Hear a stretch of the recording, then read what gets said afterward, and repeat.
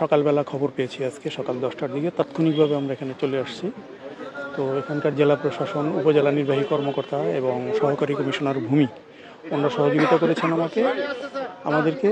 সেই সাথে এই হাতিটি আসলে একটি পোষা হাতি। এর মালিক আছে, মালিকের পক্ষের লোকজনকে খবর দেওয়া হয়েছে, ওনারা আসছে মাহুত নিয়ে এনে হাতিটি সহকারী কমিশনার ভূমির সহযোগিতায় পে লোডার দিয়ে এটাকে টেনে উপরে তোলানো হয়েছে। আর ফায়ার সার্ভিসের লোকজন এটা যেহেতু ডোবায় পড়েছিল, এটার যাতে ক্ষতি না হয় ওনারা ডোবা থেকে পানি সেচে তুলে ফেলছিল হাতিটিকে টিকিয়ে রাখার জন্য। ওনারা সহযোগিতা করছে আমাদেরকে।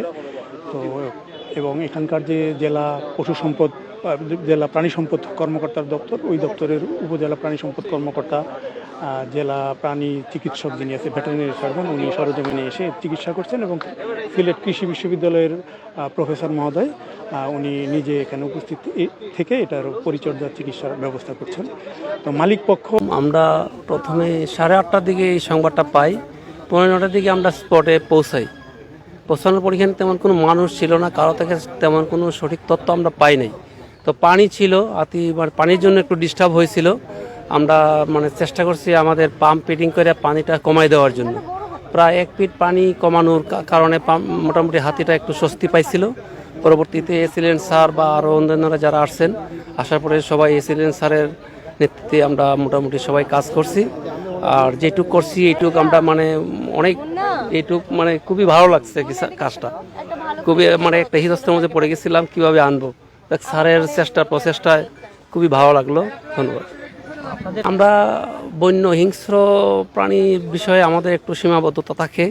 এগুলি তো এই জন্য হাতিটাকে উদ্ধার করার মতো তেমন কিছু আমাদের মধ্যে ছিল না। আর যা ছিল, রেল লাইন থাকার কারণে ওর কাছাকাছি আমরা আসতে পারি নাই। এই সমস্যাটাই জটিল, এবং স্যারেও অনেক দেখছেন।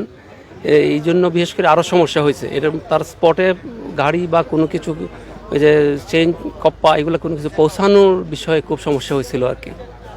আমাদের স্যারও আসছিলেন, স্যার এসে আমাদেরকে কাজে দিয়ে তারপরে বলছেন তোমরা কাজ চালিয়ে যাও, পানিটা কমিয়ে দাও। তারপরে স্যার চলে গেছে। আপনি জানেন, হাতিকে আমরা প্রাথমিকভাবে সেই যে জলা বা ডোবা জায়গাটা থেকে উদ্ধার করেছি। এখন এটার আরও বিস্তারিত এটা এভালুয়েট করার জন্য একটা মেডিকেল টিমও গঠন করা হয়েছে ইতিমধ্যে। তারা এখানে আছেন এবং শাহজালাল বিজ্ঞান ও প্রযুক্তি বিশ্ববিদ্যালয়ের একজন বিশেষজ্ঞ এসেছেন। একই সাথে প্রাণী সম্পদের সকল কর্মকর্তারা মিলে তারা সামগ্রিকভাবে প্রাইমারিলি অ্যাসেস করছেন। সিলেট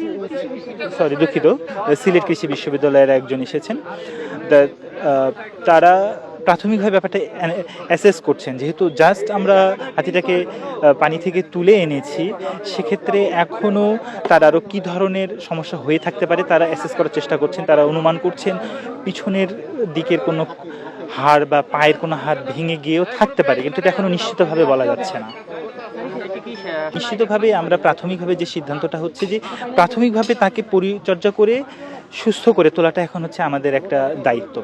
এবং এর পরবর্তী যে সিদ্ধান্তটা সেটা হচ্ছে আমাদের ডিসি স্যার থেকে শুরু করে অন্য সকলেই যারা আছেন সম্মিলিতভাবেই যে সিদ্ধান্তটা সঠিক বলে মনে করা হবে সেই সিদ্ধান্তটাই নেওয়া হবে।